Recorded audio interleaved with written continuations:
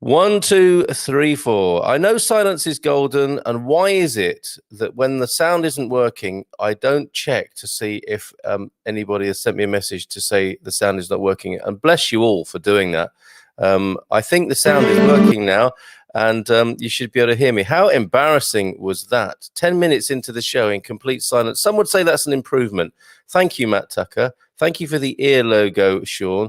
And bless you all for just watching the silent movie that has been the Good Morning Portugal show this morning. Oh, Lord. Thank you very much for all your input there. And thank you, Anna. I'm going to do your quiz now, Anna. You saw the weather. That was good. I shared the screen. So you managed to see what the weather would be like, which is pretty good. But in a word, it's going to rain in Portugal today, pretty much wherever you are. It's alive. Says Sean in Porto. Oh, thanks, guys, for sticking around, even though the show was so rubbish without any sound this morning. We are launching a new feature today. Ask anything about Portugal. The first question would be, why on earth, Carl, didn't you check the sound this morning? But thank you very much for bearing with me and not just thinking, I had enough of this idiot talking to himself. I'm off. Thank you for sticking around. Quarta-feira, 16 de dezembro 2020 is your dateline today. A new feature, Ask Anything About Portugal. With the collective wisdom here, we will do all we can to ask your questions about Portugal. Of course, questions particularly for Brits about what they should do in the run-up to the end of the transition period and the beginning of Brexit proper. If I could even use that, I mean, Brexit proper, those two things don't go together really, do they?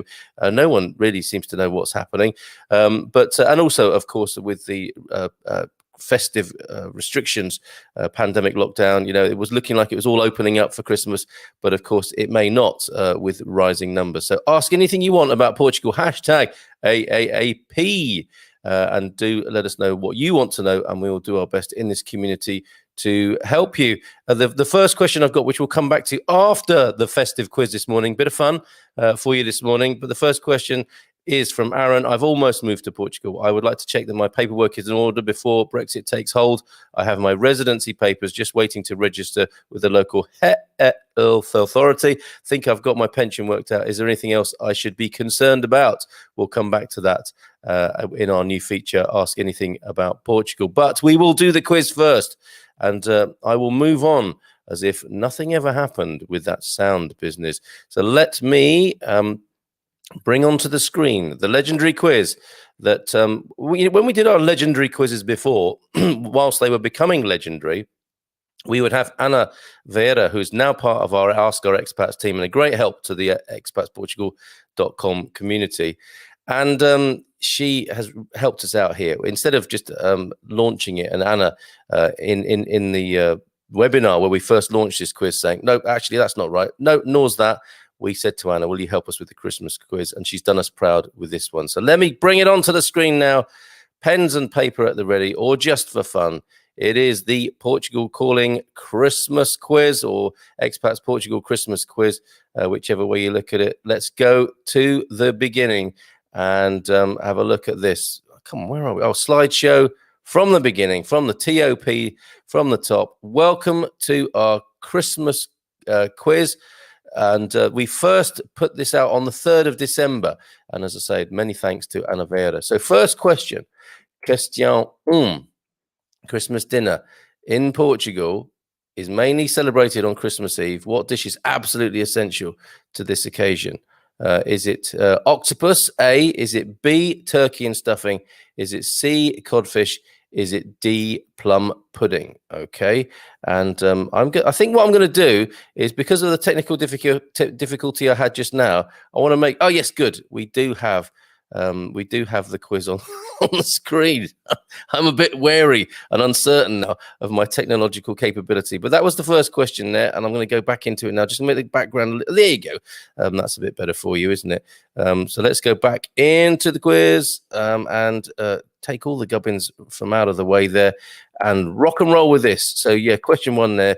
What dish is absolutely essential to the Christmas dinner in Portugal, celebrated mainly on Christmas Eve? Is it A, octopus? Is it B, turkey and stuffing? Is it C, codfish? Is it D, plum pudding? Let's crack on. Question 2. Traditionally, when do Portuguese children open their Christmas presents? A, on the morning of December the 25th. B, at midnight from the 24th to the 25th of December. As soon as they receive them, answer C. Or D, they don't get any presents in Portugal. Question 3, question 3. This Christmas tree is made from milk, sugar, lemon peel, cinnamon stick, cinnamon powder for sprinkling, canela, of course, slices of thick bread, eggs, and frying oil. Can you name it? A, pudim de Natal. B, cinnamon toast. C, rabanadas. Or D, bread pudding. Very British. Answer there for D, bread. Was it bread pudding? Okay, forward now. On to carta question. As it is quarta-feira today, Portuguese people traditionally go to Mass on Christmas Eve. What is the name of this special Mass? Is it A, Missa de Natal? Is it B, Missa de Jesus? Is it C, Missa do Galao, as in gallo, as in chicken, not galao, as in coffee? Although that would be a popular Mass, I think. Or is it D, Missa do Boro? Okay, question 5. There is a tradition in Portugal that consists of singing songs on the streets by groups of people announcing the birth of Jesus and wishing a happy new year. Can you name that tradition? A, is it happy singing? And they do look pretty cheerful, this bunch, has to be said. Is it B, Feliz Ano a Cantar? Is it C, carol service? Is it D, that sounds like a British woman, isn't it? Carol service. D, Janeiras. Okay, halfway through. Question 6. What is a nativity scene called in Portuguese? This is an important one because they are beautiful all over the country, and it's great to see that Portugal has made a fabulous effort. And I think whilst I was talking there, while no one was able to hear me, I did mention that I went to Agada. When I first went through the weather, talking about Paca Brolly, yes, in the place of the brolly, the umbrella, Agada last night, seeing that massive snowman that they've got there, and they've done Christmas proud in Agada. But what is a nativity scene called in Portuguese? Is it A, the crib? Is it B, the Casa de Jesus? Is it C, the Presepio? Or is it D, the Casa de Belém? Question 7. In some places, this is amazing, this particular tradition, right? In some places in the interior of the country, Christmas is marked by the ceremony of burning the tree during the night of December the 24th. It takes place mainly in the districts of Bragança, Guarda, Castelo Branco, and Porto Alegre. What's the name of this tradition? Is it A, Madeiro? Is it B, Astrid's barbecue? Astrid of expatsportugal.com, Astrid Fernandes. Is it her barbecue that looks like this with hundreds and thousands of people looking on at the flames? Is it C, Natal Comunitario? Or is it D, Arvoredo? Question 8. The nativity scene of the Basilica de Estrella is one of the most spectacular of the many Baroque cribs in Lisbon. It was commissioned by Queen Maria I of the sculptor Machado de Castro. It was created between 1781 and 1785. It took 4 years to make this thing of beauty and is enclosed in a large closet. How many figures does it contain? Is it A, 290 pieces? Have you seen it, by the way? Let me know in the comments there. Is it B, 370 pieces? Is it C, 480 pieces? Or is it D, 620 pieces? Beautiful thing to behold there in Estrella in Lisbon, in the capital. Question 9. One of my favorite, actually, of the quiz this year. In the past, this cake had a gift inside, a small metal object since banned by the EU for safety reasons. Boo! And a broad bean. So it's got a small metal object, or it used to anyway, and a broad bean. I think still to this day, no less a choking hazard, it has to be said. According to tradition, the person who had the slice of cake that contained the bean would have to pay for the cake the following year. So watch out for that. What's the name of this cake? Is it the A, the Bolo de Natal? Is it B, death by metal object? Is it C, tronco de Natal? Is it D, bolore? Okay, on to the final question. And in 2019, this is question 10, about 600 people helped to tell the story of the birth of the Jesus in what is considered the largest living nativity scene in Europe. It had a total of 90 scenes spread over 30,000 square meters. Where was it held? Was it A, Covas de Santana, Porto Alegre? Was it B, Avelhas de Ribeira, Guarda? Was it C, Priscos, Braga? Or was it D, here at the Munson Estate? Okay, let us just step out of the quiz. We'll come back to the questions in just a moment. I'll remove that from the screen to see what you're saying in the comments. Make sure we have got sound now. Bon dia from a locked down Germany from Jim. Is that a new development there, Jim? We will. Don't worry, folks. We will come back to those answers in case you're hanging on for the. I'll do it today. We'll come. I'm not going to leave you hanging there until tomorrow. Oh, I could do, couldn't I? No, I won't. Bon dia from a lockdown Germany. So I don't know if you've had an escalation there, Jim. Oh no, not again. All right, Will. These are all the sound comments. I do appreciate you saying, trying to shout out to me while I was blithely going about my business. Carl, I don't know how to read lips. All right. I'm scrolling through all the comments that say there's no sound. Okay, so we get to the point where Gail says, "Got you now, fantastic." And Doreen, yay, sound. And Anna, yay. Thank you for that, for the quiz, Anna. We'll go into the answers I'll say in just a moment. The weather is so bad that it's better not to hear it. Is that a Portuguese phrase? It sounds like it could be one of those wonderful Portuguese idioms. And I think Paul would agree with you, Anna. It's a filthy morning here in a filthy morning, not in a good way here in Cabernet de Tavera. Marcos Valbon, hello, Carl. 6 minutes speak with the clouds. That does sound like a Portuguese or Brazilian idiom.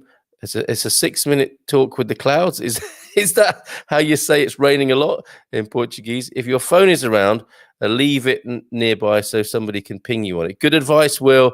I just should be more rigorous in my checks. I'll tell you what's going on. We are in the run up to Christmas, and there's so much going on. Got a busy day ahead. I'm still staying up late at night watching the Peaky Blinders, getting things festive in the house. There's a lot going on, and I just wasn't on top of my game, as you quite rightly all pointed out. So thank you for being there and doing that. But I think that's what's basically going on at the moment. Is just that there's a little bit too much going on, and I'm not in control of my life and the show, Linda. I did our online application for the ID card, and it is quite easy. Oh, excellent feedback, Gary. Thank you very much. This is the new portal collaboration between the UK government, the UK state, and the Portuguese state. So once you've got your residency as a British person, you can go onto the new CEF website and upgrade to a QR code that protects your rights here in Portugal. So did you get a printout, or were you sent a little PDF or something like that, Gary, with a QR code on it? But glad to hear it is nice and easy there. Thank you for that feedback. Really helpful. Diogo is right in there with all the answers. Let's check if you're right in just a moment. And it's a bon dia from England. Part lockdown here. Happy New Day for all. Thanks, Diogo. I love it when you drop in and give us a nice warm warning like that. And Owen Lloyd Martin says, why don't the taxi drivers turn up when you need them?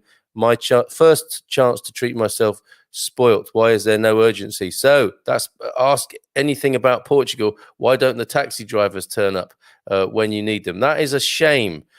Sorry to hear that, Owen. I would do my taxi driver jokes, my taxi driver dad jokes for you, but it seems like it might be too soon for that. Sorry to hear that your plans have been messed up by the Owen, and hopefully you can get your day back on track. Oh dear, not good to hear that. All right, so let's go back and we will do the answers to the quiz, and you'll let me know, I hope, how many out of 10 you get for the quiz. So let's do those answers now, shall we? And go into the answers section. And let me just scroll through those very quickly into the answers section. The respostas, the answers in Portugal. So a nice bit of lingo for you today as well, and vocabulary. Question 1. Christmas dinner in Portugal is mainly celebrated on Christmas Eve. What dish is absolutely essential to this occasion? Of course, it is the many recipes of bacalhau. I had most recently a takeaway from my local restaurante, my local, which is Carlos, funny enough, my namesake cafe, and had a really nice bacalhau casa takeaway from there last weekend before we had to get home by 1 o'clock in the afternoon. There's a bit of a rush job. But yes, of course, codfish is traditional and essential eating on Christmas Eve. Have you expats been making bacalhau dishes? I would like to know that, actually.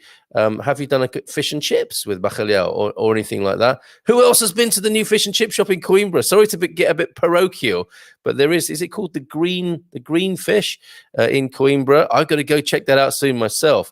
But of course, yes, answer C, codfish, and do let me know if you've been experimenting yourself as an expat with at least one of the 365 recipes. I believe there is a codfish recipe for every day of the year here in Portugal.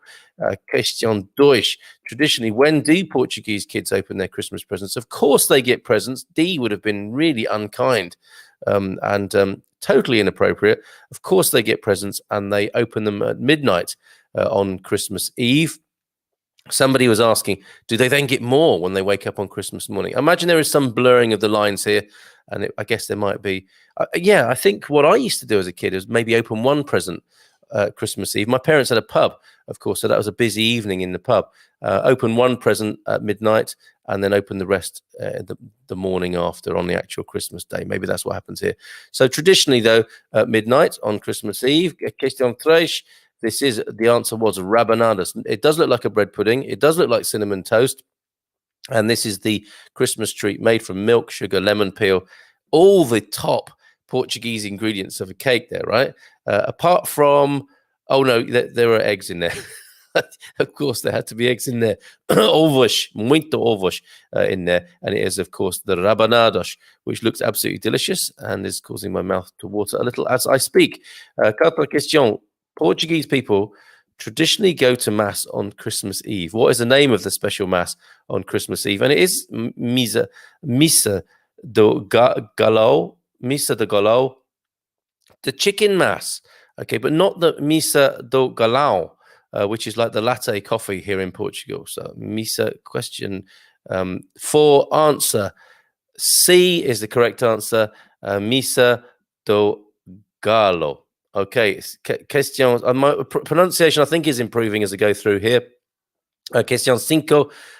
There is a tradition in Portugal that consists of singing songs on the streets by groups of people announcing the birth of Jesus and wishing everyone a happy new year. Can you name that tradition? And it is the Janeiras, which is a resposta D. Answer D. And I'm thinking to myself, you guys can really show off at any Christmas functions you go to now with this information in your mind. Question 6. What is a nativity scene called in Portuguese? Casting my mind back to Diogo's answers, I think he's got a full house. It is, of course, presépio. And these are the wonderful nativity scenes that you see, you know, the highly professional ones, the homemade ones, all wonderful. And yes, the nativity scene in Portuguese is the presépio. And we will miss the one in Penella, my favorite that I've ever seen, which is a walk through presépio up in the castle at Penella. You've got to go see that at some point in your Portuguese journey. Unfortunately, not happening this year, but legendary and wonderful. The Penella Castle presépio. Do put that on your list. Yes, must go back to the list. We're very nearly at 100, I think, on the Portugal 100 list. And I know that's going to go to 1,000 soon after we start getting a bit more serious about compiling it. I think I've sort of lost a little bit of interest and energy with that because it's not going to be going out anyway. What's the point? But we do need it, as I've said before, to keep the Portuguese pilot light lit. All those wonderful things to do in Portugal, the ever-growing list, which begins with the Portugal 100. So we will get back to that in the new year. And we might even make a little booklet, a PDF of that, Expats Portugal. So, question 7. In some places in the interior of the country, Christmas is marked by the ceremony of burning the tree. Very pagan feel to this during the night of Christmas Eve, December the 24th. It takes place mainly in the districts of Bragança, Guarda, Castelo Branco, and Porto Alegre. What's the name of this tradition? It is Madeiro, the wood. I suppose that translates as burning of the wood. And look at that for a fabulous scene. Talking of EU regulations, that fire looks awfully close to the buildings and the people. And I'm sure there would be some EU health and safety interventions there. That photo looks terrifying. Okay, question 8. The nativity scene of the Basilica de Estrella is one of the most spectacular of the many Baroque cribs in Lisbon. Come to my Baroque crib in Lisbon. It would be quite a cool thing to be able to say. It is made, of course, not, of course. I mean, you'd have to know a little bit about this, wouldn't you? Or take an educated guess with all the many things there, like like a sort of name the amount of sweets in the jar, name the amount of wonderful figures in this particular closeted, the Georgian windowed closet here of 480 pieces. Not 290, not 370, not 620 even, but I give you answer C, 480 pieces. Question 9. In the past, this cake had a gift inside, a small metal object, since banned by the EU for safety reasons. And that's the paternalism that some Brits are not too keen on, who will feel vindicated by the referendum result. Not only did it have the metal object that's been banned by the EU, it had a broad bean in it as well. And as far as I know, still does to this day. When you get the broad bean, which is not going to be a pleasant thing to happen, is it? Hopefully you see that before you see half a broad bean, knowing that you've eaten the other half. You then know if it ends up on your plate or in your mouth. Excuse me one moment. You know that if the broad bean ends up on your plate or in your mouth, that you have to pay for the cake the following year. And that's not a cheap thing to do. I very casually said, yes, give me one of those bollaré, which is, of course, the answer, in a bakery the other day, thinking it would be, very good value, like most of the other cakes in there. I think it's about 11 euros or something. Not that I resent that. I think it's really important, as I've said all along, to support our local bakeries. But I was surprised. But I think it's sold by weight as well. And this is a dense cake with a lot of candied fruit on there, as you can see. So some expensive ingredients and a special time of year, so a little bit more expensive.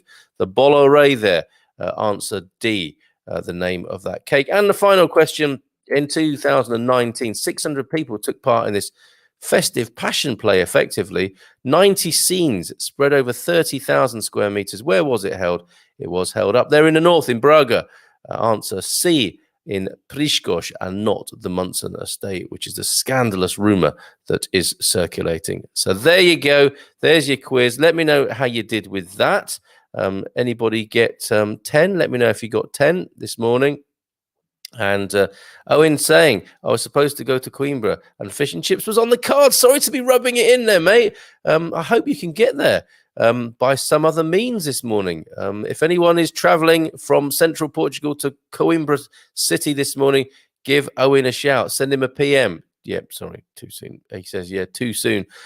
Gary, they email you and you open a PDF link. Okay, so that's the portal thing for the Brits who are exchanging their residencia for a QR code and going into the biometrics of ID here in Portugal. All sounds very straightforward. So great that you tested that, Gary, for us. I think I'm going to make a video of me doing that as a little YouTube video, and I'll put the sound on as well, even better.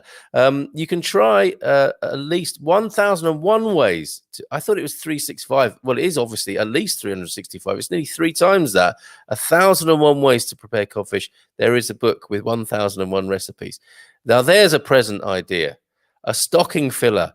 Ooh, it's 1001 codfish recipes. Thank you, just what I always wanted as an expat here in Portugal. 7 for Owen, 7 for Paul Williams. You expats, that's not a bad showing, unless, of course, you did it before when we first aired that. And you still only got 7 this time.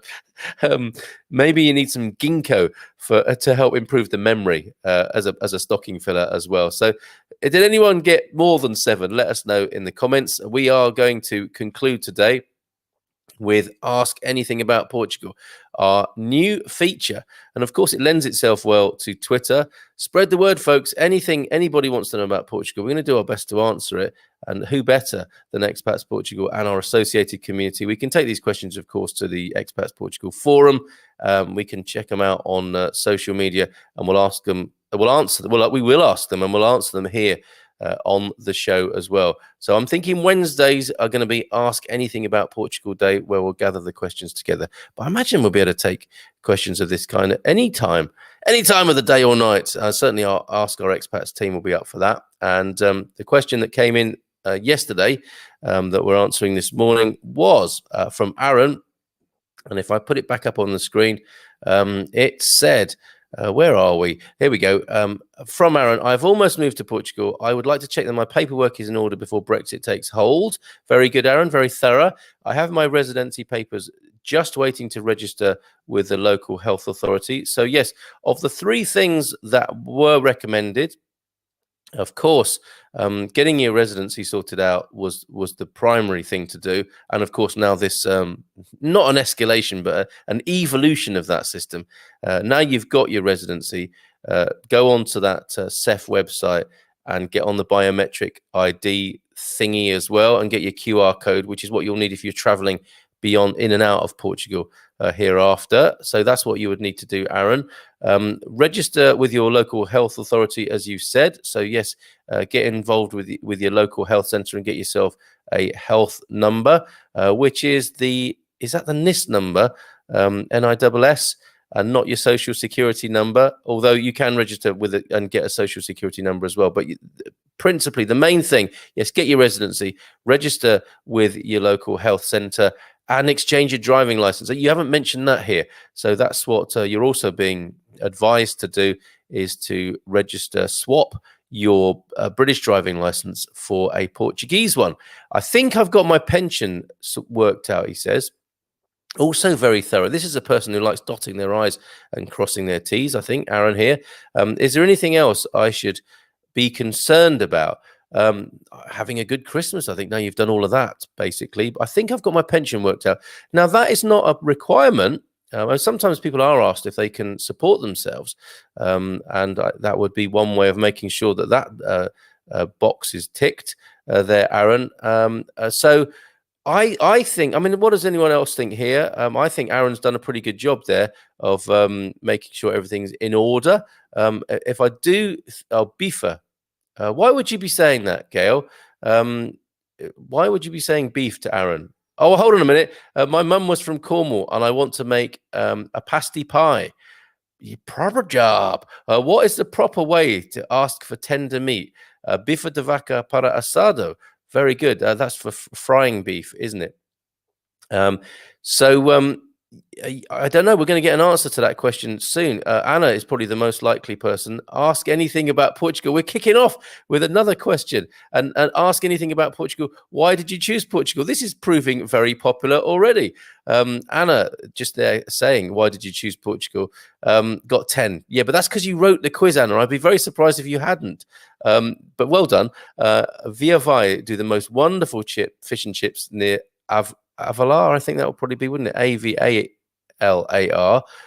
Probably not far from you there in Alviagra, Gary. But so a couple of fish and chip recommendations.